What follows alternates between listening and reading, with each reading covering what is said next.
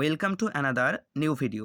আজকের ভিডিওতে আইটিআই এর ওয়েল্ডার ট্রেডের নিমির ফার্স্ট সেমিস্টারের পিডিএফের 155 থেকে 170 নম্বর প্রশ্ন পর্যন্ত কমপ্লিট করব। 1 থেকে 154 নম্বর প্রশ্ন যদি তোমরা ভিডিও না দেখে থাকো তাহলে সেই ভিডিওর লিঙ্ক ডিসক্রিপশন বক্সে দেওয়া থাকবে, সেখান থেকে দেখে নিতে পারো, অথবা ভিডিওর শেষে আমি তার প্লেলিস্ট দিয়ে দেবো, সেখান থেকেও দেখে নিতে পারো। তো শুরু করছি 155 নম্বর প্রশ্ন। আর মনে রাখবে এইখান থেকেই কিন্তু তোমাদের ফাইনাল পরীক্ষায় প্রশ্ন আসবে। ঠিক আছে, শুরু করছি 155 নম্বর প্রশ্ন। What is the main purpose of normalising steel? অর্থাৎ স্টিলকে নর্মালাইজিং করার প্রধান উদ্দেশ্য কি? নর্মালাইজিং মানে হচ্ছে ধরো একটা স্টিলকে পর্যাপ্ত পরিমাণে হিট করে হঠাৎ করে ঠান্ডা করার যে প্রক্রিয়া তাকে বলা হয় নর্মালাইজিং। এই নর্মালাইজিং করার প্রধান কারণটা হচ্ছে স্টিলকে অনেকটা স্ট্রং করে দেয়। এই প্রক্রিয়ার ফলে স্টিলকে অনেকটা স্ট্রং করে দেয়। তাহলে এখানে এর সঠিক উত্তর হবে to make welding to produce fine grain of uniform structure, option D. 156 নম্বর প্রশ্ন। What is the purpose of setting root gap?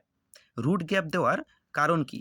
দেখো, আমরা যখন দুটো মেটালকে ওয়েল্ডিং করি তখন রুট গ্যাপ দিই। রুট গ্যাপ মানে এই দেখো নিচে যে অংশটা ফাঁকা রয়েছে, এই যে এই ফাঁকা অংশটাকে বলা হয় রুট গ্যাপ। এই রুট গ্যাপ দেওয়ার আসল উদ্দেশ্য যে পেনিট্রেশনটা হয়, গলনটা হয়, সেটা সঠিক পরিমাণে তাহলে একদম নিচ পর্যন্ত পৌঁছতে পারে। এই জন্য আমরা রুট গ্যাপ দিই। তাহলে এর সঠিক উত্তর কি হবে? To get good penetration, option C. 157 নম্বর প্রশ্ন।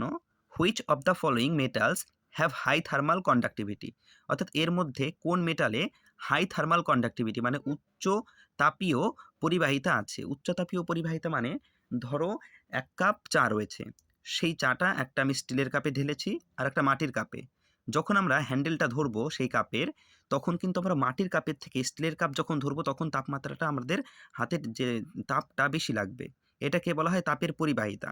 তো এর মধ্যে যে কটা ধাতু আছে তার মধ্যে সবথেকে বেশি তাপ পরিবাহিতা হচ্ছে কপারের। তাহলে সঠিক উত্তর হলো অপশন সি, কপার। 158 নম্বর প্রশ্ন। What is the process of hot weld joint rapidly hammered to relieve internal stresses? অর্থাৎ একটা গরম ওয়েল্ড জয়েন্টের ভেতর থেকে ওর ভেতরে যে ইন্টারনাল স্ট্রেসেস থাকে, সেই ইন্টারনাল স্ট্রেসেসকে বের করার জন্য আমরা ক্রমাগত হাতুড়ি দিয়ে পেটাতে থাকি। এবং এই যে ক্রমাগত হাতুড়ি দিয়ে পেটাচ্ছি সেই গরম ওয়েল্ড জয়েন্টটাকে, এই প্রসেসটাকে কি বলা হয়?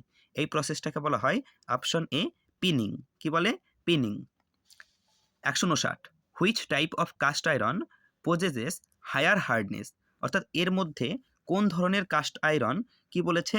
হায়ার হার্ডনেস মানে সব থেকে কঠোর। এই যে চারটে দেওয়া আছে কাস্ট আয়রনের ভাগ, এর মধ্যে সব থেকে যেটা কঠোর সেটা হচ্ছে বা কঠিন সেটা হচ্ছে option C, option B, white cast iron. White cast iron কিন্তু সব থেকে বেশি কঠোর। 160 নম্বর প্রশ্ন।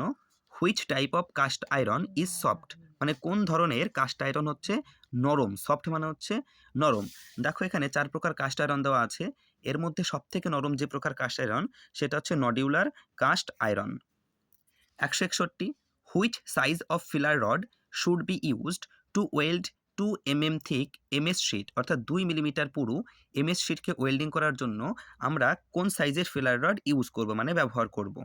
দেখো, আমাদের পাইপের উপরে কিন্তু নির্ভর করবে ফিলার রডটার সাইজ কেমন হবে। যদি পাইপের যে আমরা পাইপটা ব্যবহার করব, বা পাইপ বলছি, শিটটা ব্যবহার করব এমএস শিট, সেটা যদি 0.8 mm হয় তাহলে আমরা যে ফিলার রড ব্যবহার করব সেটা হবে 1.6 mm এর। যদি পাইপের সাইজ 1.6 থেকে 2 হয় তাহলে যে ফিলার রড ব্যবহার করব সেটা 1.6, 2.5 হলে 2 mm, 3.15 mm হলে 2.5 mm এর ফিলার রড, 4 mm যদি এমএস শিট হয় তাহলে যে ফিলার রড ব্যবহার করব সেটা হবে 3.15 mm। এখানে কত বলেছে? এখানে 2 mm থিক এমএস শিট বলেছে, তাহলে 2 mm কত এটা? তাহলে এর জন্য আমরা কোন কত মিলিমিটারের ফিলার রড ব্যবহার করব? 1.6। তাহলে সঠিক উত্তর হলো অপশন এ, 1.6 mm। 162 নম্বর। What is the main function of the flux coating in electrode? অর্থাৎ আমরা যে ইলেকট্রোড ব্যবহার করি সেই ইলেকট্রোডে কিন্তু বিভিন্ন ধরনের কোটিং দেওয়া থাকে। সেই কোটিং ব্যবহার করার বা কোটিং দেওয়ার প্রধান কারণটা বা প্রধান উদ্দেশ্যটা কি? দেখো, এর অনেক রকম কারণ থাকে এই কোটিং দেওয়ার। তার মধ্যে যে প্রধান উদ্দেশ্য সেটা হচ্ছে টু স্টেবিলাইজ দ্য আর্ক। যে আর্কটা সৃষ্টি হয় সেটাকে স্থির করে রাখতে সাহায্য করে। ঠিক আছে। 163 নম্বর প্রশ্ন। What is the purpose of oxygen lever in gas cutting? Gas কাটিংয়ে যে আমরা ব্লো পাইপটা ইউজ করি, সেই ব্লো পাইপে কিন্তু একটা অক্সিজেন লেভার একটা অংশ থাকে। এই অংশটার কাজ হচ্ছে কি? এই অংশটার কাজ হচ্ছে, দেখো প্রথমে আমরা যখন কাটিং করব কোনো মেটালকে, সেটাকে আমরা প্রথমে হিট করে নিই। অক্সিজেন আর অ্যাসিটিলিন গ্যাস মিশিয়ে যে আর্ক উৎপন্ন হয়, তার সাহায্যে আমরা হিট করে নিই, এবং হিট করার পরে যখন সেটা গরম হয়ে যায়, লাল রঙের হয়ে যায়, তখন আমরা যে অক্সিজেন লেভার বলে যে অংশটা থাকে, একটা অংশ, সেই অংশটাকে আমরা যখন চাপ দিই, তখন অক্সিজেন গ্যাসটা বেশি পরিমাণে বেরিয়ে আসে, আর যে মেটালটা লাল হয়ে গেছে, গলে গেছে, সেই মেটালটা নিচের দিকে পড়ে যায় এবং কাটিং হয়ে যায়। ঠিক আছে? তাহলে এর কাজ কি হলো? অক্সিজেন লেভারের কাজ হচ্ছে রিলিজ এক্সেস অক্সিজেন, অর্থাৎ বেশি পরিমাণে অক্সিজেন বের করে দেয়, and two push the molten metal, এবং মোল্টেন মেটালকে ঠেলে নিচের দিকে ফেলে দেয়। ওটাকে অক্সিজেন কন্ট্রোল ভালভও কিন্তু বলে, কারণ অক্সিজেন গ্যাসকে কন্ট্রোল করে, তাই ওটাকে অক্সিজেন কন্ট্রোল ভালভও বলে। 164, which gouging nozzle is selected for rivet head cutting? Rivet head কাটিংয়ের জন্য আমরা কেমন ধরনের গেজিং নজেল ব্যবহার করব? রিভেট হেড মানে এই যে ছবিতে দেখতে পাচ্ছ, এটাকে বলা হয় রিভেট হেড। এই যে এই অংশটা, এই রিভেট হেডকে কাটিং করার জন্য, কাটিং যে করার যে প্রসেস, সেই প্রসেসটাকে বলা হয় গোয়িং বা গেজিং। এর জন্য আমরা যে নজেল ব্যবহার করব, সেই নজেলটা কীরকম হবে? সেই নজেলটা কী হবে? Bent nozzle. বেন্ট মানে হচ্ছে একটু বাঁকা হবে, এবং উইথ 3 প্রি হিটিং হোলস, এবং সেখানে 3টা প্রি হিটিং হোলস থাকবে সেই নজেলে। 165, what is the name of the part X shown of a portable cutting machine? এই যে মেশিনটা দেখতে পাচ্ছ, এটাকে বলা হয় portable cutting machine.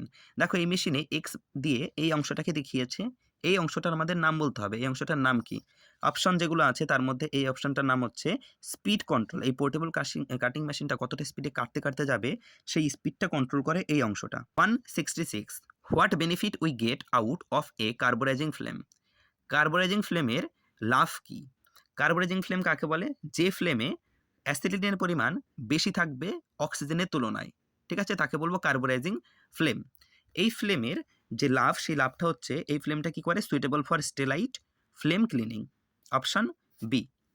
167, what are the defects in generated acetylene gas? অর্থাৎ অ্যাসিটিলিন গ্যাস উৎপাদনের যে ত্রুটি, সেই ত্রুটিগুলি কি কি?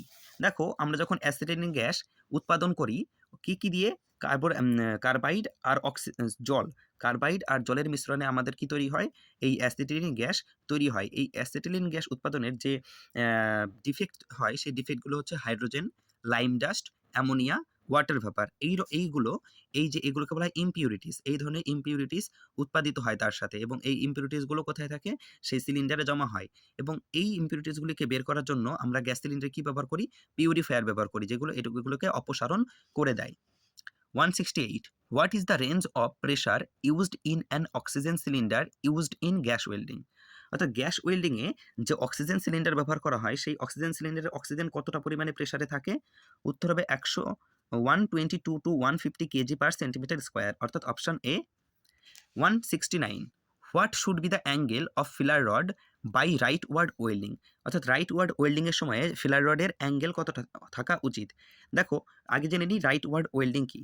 রাইট ওয়ার্ড ওয়েল্ডিং মানে হচ্ছে যে ওয়েল্ডিংটা আমরা বাম দিক থেকে ডান দিকে করতে করতে যাব। রাইট মানে কি? ডান দিক। তাহলে বাম দিক থেকে ডান দিকে করতে করতে যাব, এবং সেই প্রসেসে যে ব্লো পাইপ থাকবে, সেই ব্লো পাইপটা পেছনের দিকে থাকবে, আর ফিলার রডটা সামনের দিকে থাকবে।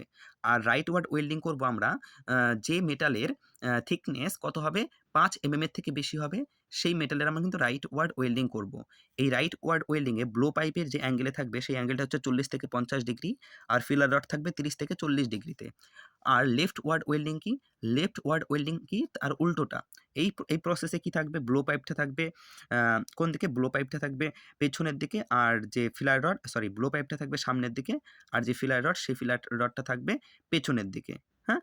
আর এই লেফট ওয়ার্ড ওয়েল্ডিং করব আমরা যে মেটালের থিকনেস 5 এর থেকে কম হবে, সেই ধরনের মেটালে। ব্লো পাইপটা এই প্রসেসে ব্লো পাইপটা থাকে 60 থেকে 70 ডিগ্রি অ্যাঙ্গেলে, আর ফিলার রড থাকবে 30 থেকে 40 ডিগ্রি অ্যাঙ্গেলে।